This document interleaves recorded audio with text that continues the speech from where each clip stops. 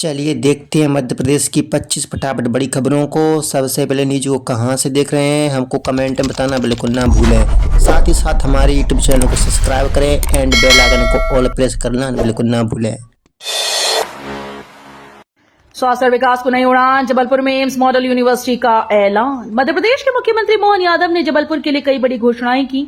उन्होंने शहर को मेट्रोपॉलिटन सिटी के रूप में विकसित करने की बात कही और मेडिकल यूनिवर्सिटी को एम्स की तर्ज पर विकसित करने की घोषणा की। साथ ही जबलपुर में एम्स हॉस्पिटल स्थापित करने की बात भी कही। मुख्यमंत्री करीब 400 करोड़ रुपए की विकास परियोजनाओं के लोकार्पण कार्यक्रम में शामिल हुए। उज्जैन फिर बनेगा उद्योगों का गढ़, निवेश बढ़ेगा, युवाओं और महिलाओं को मिलेंगे रोजगार। मध्य प्रदेश का उज्जैन एक बार फिर से औद्योगिक विकास की नई पहचान बनने की ओर बढ़ रहा है। कभी मालवा का प्रमुख औद्योगिक केंद्र रहे शहर में अब नए निवेश के साथ रोजगार के अवसर तेजी से बढ़ रहे हैं। विक्रम उद्योगपुरी परियोजना के जरिए कई राष्ट्रीय और अंतर्राष्ट्रीय कंपनीज यहां अपने प्लांट स्थापित कर रही हैं। सरकार का लक्ष्य स्थानीय युवाओं के साथ महिलाओं को भी रोजगार में प्राथमिकता देना है। इससे क्षेत्र की अर्थव्यवस्था को मजबूती मिलेगी। एमपी में किचन वेस्ट और नरवाई से बनेगी रसोई गैस, कृषि विश्वविद्यालय का अनोखा प्लान।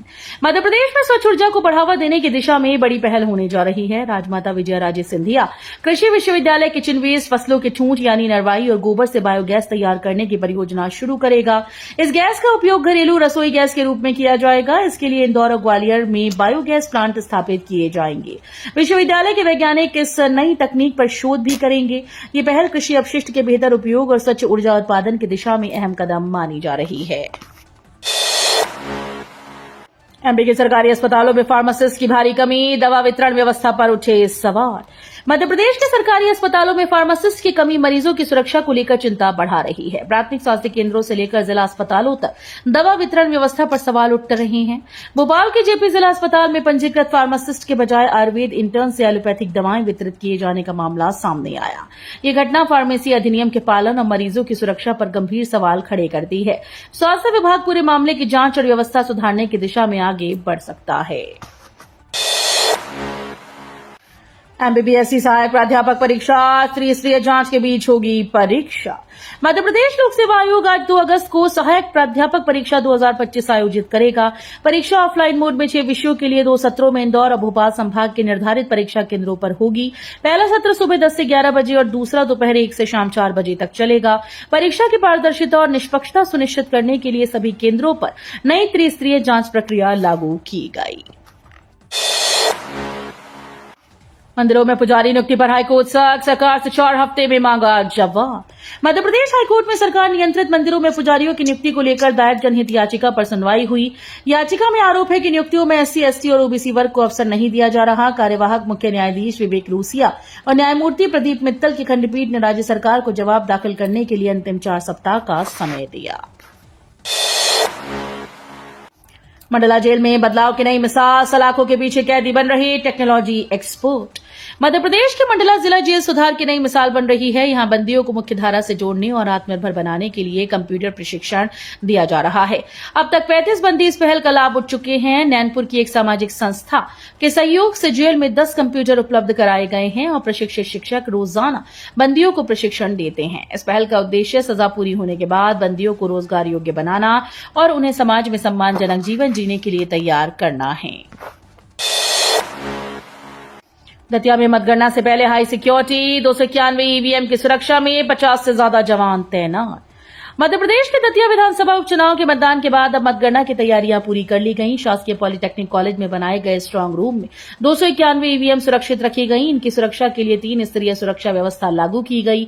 50 से अधिक पुलिस जवान और अधिकारी 24 घंटे निगरानी कर रहे हैं, जबकि स्ट्रांग रूम के भीतर 20 सशस्त्र जवान लगातार तैनात हैं। प्रशासन का कहना है कि मतगणना तक सुरक्षा व्यवस्था पूरी तरह से चाक चौबंद रहेगी। एलपीजी कनेक्शन वालों के लिए अलर्ट, 16 अगस्त से पहले केवाईसी नहीं तो सिलेंडर पर संकट। मध्य प्रदेश के घरेलू गैस उपभोक्ताओं के लिए जरूरी खबर है। गैस कंपनीज ने आधार आधारित बायोमेट्रिक की केवाईसी अभियान तेज कर दिया। उपभोक्ताओं से 16 अगस्त से पहले केवाईसी पूरी करने की अपील की जा रही है। तय समय तक सत्यापन न करने वाले उपभोक्ताओं की घरेलू एलपीजी सिलेंडर आपूर्ति प्रभावित हो सकती है। प्रदेश में करीब 1.37 करोड़ सक्रिय गैस कनेक्शन हैं, जिनमें 39.48 लाख उपभोक्ताओं का बायोमेट्रिक सत्यापन अभी बाकी है। भोपाल में सीलिंग एक्शन, खंडवा के 25 परिवारों को सुप्रीम कोर्ट से बड़ी राहत। मध्य प्रदेश में अवैध निर्माणों कारोबार पर बुलडोजर कार्रवाई तेज हो गई। भोपाल में नगर निगम ने रिहायशी इलाकों में नियमों के खिलाफ चल रहे टैटू स्टूडियो, स्किन क्लिनिक और होटल्स को सील कर दिया। वहीं कार्रवाई से पहले कई व्यापारियों ने अपने प्रतिष्ठान बंद कर दिए। दूसरी ओर खंडवा में मकान तोड़ने की कार्रवाई पर सुप्रीम कोर्ट ने रोक लगाई। 25 परिवारों को राहत देते हुए यथास्थिति बनाए रखने का आदेश दिया गया। दिग्विजय सिंह को बड़ी राहत। 14 साल पुराने मानहानि केस में हाजीपुर कोर्ट ने किया बरी। मध्य प्रदेश के पूर्व मुख्यमंत्री और कांग्रेस नेता दिग्विजय सिंह को बिहार के हाजीपुर कोर्ट से बड़ी राहत मिली। 14 साल पुराने मानहानि मामले में अदालत ने उन्हें बरी कर दिया। अवर मुख्य न्यायिक दंडाधिकारी अभिमन्यु कुमार ने मामले की अंतिम सुनवाई के बाद ये फैसला सुनाया। दिग्विजय सिंह वीडियो कॉन्फ्रेंसिंग के जरिए अदालत की कार्यवाही में शामिल हुए। ये मामला वर्ष 2012 में बाबा रामदेव को लेकर की गई कथित टिप्पणी से जुड़ा था। छिंदवाड़ा मेडिकल कॉलेज का कमाल, 3 लीटर द्रव निकालकर मरीज को दी नई जिंदगी। छिंदवाड़ा मेडिकल कॉलेज के शल्य चिकित्सा विभाग ने एक जटिल ऑपरेशन को सफलतापूर्वक अंजाम देकर 40 वर्षीय मरीज को नई जिंदगी दी। मरीज के अग्नाशय में बनी विशाल पैंक्रियाटिक स्यूडोसिस्ट की सफल सर्जरी की गई, जिसमें करीब 3 लीटर सिस्टिक द्रव निकाला गया। मरीज लंबे समय से पेट दर्द, सूजन, उल्टी और भूख न लगने जैसी गंभीर समस्याओं से परेशान था। कई जगह इलाज के बाद भी राहत नहीं मिली, लेकिन मेडिकल कॉलेज की विशेषज्ञ टीम ने सफल ऑपरेशन कर मरीज की हालत में सुधार किया। राम मंदिर मुद्दे पर भोपाल में प्रदर्शन, राहुल गांधी का पुतला दहन। संसद परिसर में विपक्षी सांसदों के विरोध प्रदर्शन को लेकर भोपाल में संत समाज, बजरंग दल और विश्व हिंदू परिषद के कार्यकर्ताओं ने प्रदर्शन किया। प्रदर्शनकारियों ने कांग्रेस नेता राहुल गांधी का पुतला दहन करते हुए नारेबाजी की और इसे सनातन परंपराओं और साधु संतों का अपमान बताया। महंत अनिलानंद महाराज ने इस मामले में सार्वजनिक माफी की मांग की और कहा कि ऐसा न होने पर व्यापक विरोध प्रदर्शन किया जाएगा। इंदौर में पीएम मोदी की आपत्तिजनक वॉल पेंटिंग पर बवाल, अज्ञात लोगों के खिलाफ एफआईआर दर्ज। मध्य प्रदेश के इंदौर में प्रधानमंत्री नरेंद्र मोदी से जुड़ी कथित आपत्तिजनक वॉल पेंटिंग मिलते ही भाजपा नेताओं ने इसका विरोध जताया और पुलिस को शिकायत दी। इसके बाद अज्ञात लोगों के खिलाफ मामला दर्ज कर जांच शुरू कर दी गई। पुलिस आसपास के सीसीटीवी फुटेज और अन्य साक्ष्यों की मदद से आरोपियों की पहचान में जुटी है। मामले को लेकर शहर में राजनीतिक प्रतिक्रिया भी देखने को मिल रही है। बुरहानपुर में भारी बारिश का कहर, ताप्ती नदी उफान पर, बाढ़ का हाई अलर्ट जारी। मध्य प्रदेश के बुरहानपुर में लगातार हो रही भारी बारिश से बाढ़ का खतरा बढ़ गया। ताप्ती नदी खतरे के निशान से ऊपर बह रही है, जबकि जिले की अन्य नदियों और तालाबों का जलस्तर भी तेजी से बढ़ गया। शहर और ग्रामीण इलाकों में कई स्थानों पर जलभराव की स्थिति बन गई। मोहम्मदपुरा समेत कई क्षेत्रों में घरों और सड़कों पर पानी भर गया। हालात को देखते हुए कलेक्टर और एसपी लगातार निगरानी कर रहे हैं। सागर सिवनी विमान हादसों की जांच रिपोर्ट जारी, एएआईबी ने बताए दुर्घटना के कारण। मध्य प्रदेश के सागर और सिवनी में पिछले साल दिसंबर में हुए 2 ट्रेनी विमान हादसों की प्रारंभिक जांच रिपोर्ट सामने आई। एयरक्राफ्ट एक्सीडेंट इन्वेस्टिगेशन ब्यूरो यानी एएआईबी ने अपनी रिपोर्ट में दोनों दुर्घटनाओं के कारणों का खुलासा किया।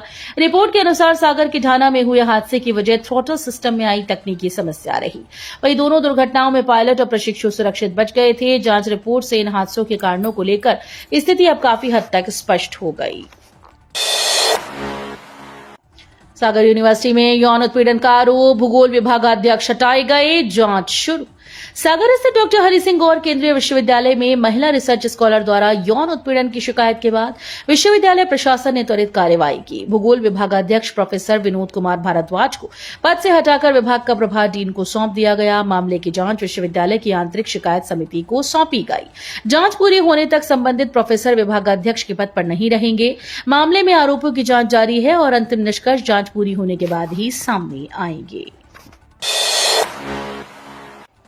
प्राचीन शिव मंदिर के इतिहास की खुलेगी परतें, कोर्ट ने मांगी एएसआई से जांच रिपोर्ट। जबलपुर के रामपुर चौक स्थित जलीमन कंपाउंड के प्राचीन भगवान शिव मंदिर को लेकर जिला न्यायालय ने अहम आदेश जारी किया। न्यायालय ने जिला कलेक्टर को निर्देश दिए कि मंदिर की प्राचीनता और ऐतिहासिक महत्व की जांच भारतीय पुरातत्व सर्वेक्षण यानी एएसआई या किसी अन्य सक्षम शासकीय एजेंसी से कराई जाए। जांच के बाद विस्तृत रिपोर्ट न्यायालय में पेश करनी होगी। ये फैसला मंदिर के ऐतिहासिक महत्व से जुड़े दावों की निष्पक्ष जांच सुनिश्चित करने की दिशा में महत्वपूर्ण माना जा रहा है। एमपी के 13 सरकारी मेडिकल कॉलेजेस में 3600 एमबीबीएस इंटर्न्स की अनिश्चितकालीन हड़ताल शुरू। मध्य प्रदेश के गांधी मेडिकल कॉलेज सहित प्रदेश के सभी 13 शासकीय मेडिकल कॉलेजेस में कार्यरत करीब 3600 एमबीबीएस इंटर्न्स ने शनिवार से अनिश्चितकालीन काम बंद हड़ताल शुरू कर दी। इंटर्न्स वर्तमान में मिलने वाले 14,000 रुपए मासिक स्टाइपेंड को बढ़ाकर 30,000 रुपए प्रतिमाह किए जाने की मांग कर रहे हैं। कॉमनवेल्थ में पदक जीतने वालों का सम्मान, एमपी सरकार ने खोला खजाना। मध्य प्रदेश सरकार ने खेल प्रतिभाओं को बड़ा सम्मान दिया। ग्लासगो कॉमनवेल्थ गेम्स में रजत पदक जीतने वाले प्रदेश के 2 खिलाड़ियों को सम्मानित किया गया। जूडो खिलाड़ी यामिनी और भारोत्तोलक अजय बाबू को सरकार ने 25-25 लाख रुपए की पुरस्कार राशि देने का ऐलान किया। इसके साथ ही दोनों खिलाड़ियों को सरकारी नौकरी भी दी जाएंगी। खेल मंत्री विश्वास कैलाश सारंग ने खिलाड़ियों को बधाई देते हुए कहा कि उनकी मेहनत और उपलब्धि ने मध्य प्रदेश और देश का गौरव बढ़ाया है। 24 साल बाद भी प्रदेश में बाघों की संख्या लगभग वही। देश में बाघों की संख्या को लेकर पिछले 2 दशकों के आंकड़ों से नई बहस छिड़ गई। वर्ष 2010 में संसद में दिए गए एक जवाब में सरकार ने बताया था कि वर्ष 2001-2 में राज्यों की ओर से पगमार्क पद्धति के आधार पर देश में 3,642 और मध्य प्रदेश में 710 बाघ थे। वहीं वर्ष 2022 की ऑल इंडिया टाइगर एस्टिमेशन में देश में बाघों की औसत संख्या 3,682 और मध्य प्रदेश में 785 दर्ज की गई। ये गणना कैमरा ट्रैप, डीएनए, साइंस सर्वे और वैज्ञानिक विश्लेषण जैसी आधुनिक तकनीकों से की गई। एमपी कांग्रेस का चैलेंज कर रहा 3 महीने से इंतजार, नए प्रवक्ताओं की सूची दिल्ली में अटकी।